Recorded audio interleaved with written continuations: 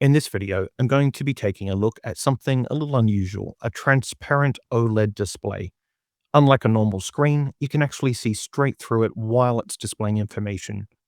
I'll show you how to connect one of these displays to an Arduino, explain how OLED and transparent OLED technology works, and demonstrate how you can use them in your electronics projects. Firstly though, what is an OLED display? OLED stands for Organic Light Emitting Diode. Unlike LCD displays, which require a backlight shining through layers of liquid crystal, each pixel in an OLED display generates its own light. This means OLED displays typically have very high contrast, fast response times, quite wide viewing angles, and lower power consumption when displaying dark content. Each pixel is made from an organic semiconductor material that emits light when current passes through it.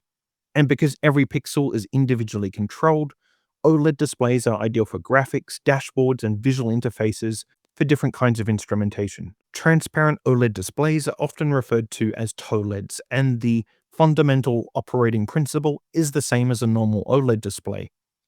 Organic emissive layers produce light when current flows through them.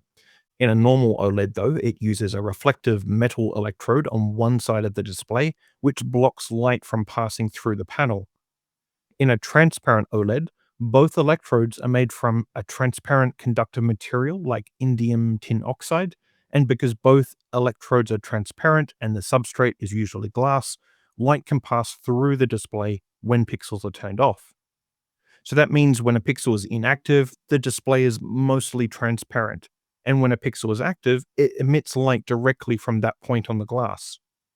The result is that graphics appear to float in front of whatever is behind the display. And on the bench today, I have a Waveshare branded 1.51-inch transparent OLED module. It has a resolution of 128 by 64 pixels, and it uses the SSD 1309 OLED controller chip. The controller chip is what handles memory buffering and pixel addressing, while the microcontroller sends commands and graphics data. Communication with the display happens over SPI, which is a fairly common high-speed serial interface. In terms of power requirements, most transparent OLED modules operate at 3.3 volts, and while this one's no different, I did note on the manufacturer's description, it says after an initial 24 hours of burn-in, that it can actually operate at 5 volts without issue. I've not tested this though. Actual power consumption depends on how many pixels are being illuminated, and regardless of what microcontroller you opt to go with, you want to make sure you have a stable power supply when it's in use. Typical current draw for small OLED modules is generally between 20 and 50 milliamps, depending on brightness and screen usage. Because each pixel emits light directly, brighter images use more current than darker ones. For the demonstrations in this video, I'll be using an Arduino microcontroller, but note that this display can be used with lots of embedded systems, including ESP32, Raspberry Pi, STEM32, RP2040 boards, and others.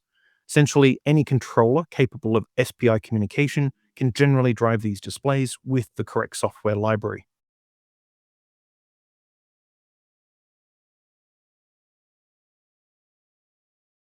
In order to connect the supplied cable to the Arduino, I am going to add a few jumper leads with male pins.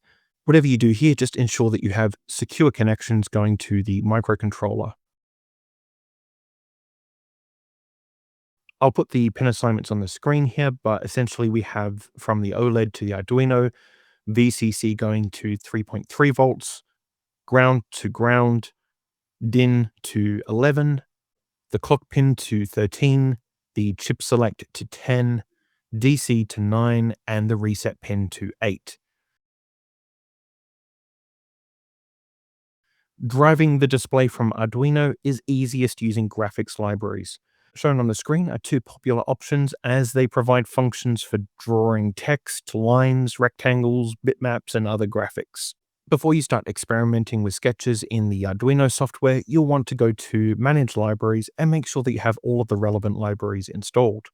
When using these libraries, you define the display resolution, the display controller type, and the SPI pin assignments. After initialization, you can render graphics to a frame buffer and send them to the display.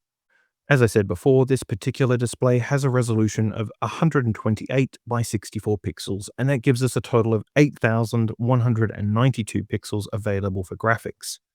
While that's not a high resolution compared to modern screens, it's more than enough for sensor readouts, dashboards, small graphs, or status displays. When it comes to designing layouts for these displays, what usually works best is larger numbers with minimal text.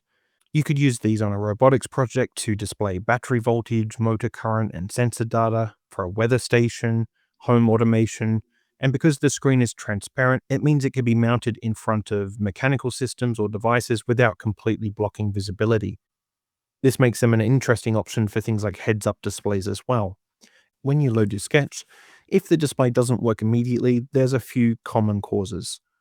The most common, I'd say, is either loose connections or incorrect pin assignments in the code. So start there and make sure that you've got everything connected securely and accurately defined in the code. Another possible issue is voltage compatibility, especially when connecting a 5-volt microcontroller to a 3.3-volt display. Also, some OLED modules require the correct display driver configuration within the graphics library. If the screen remains blank, it's still almost always a configuration issue rather than a hardware problem.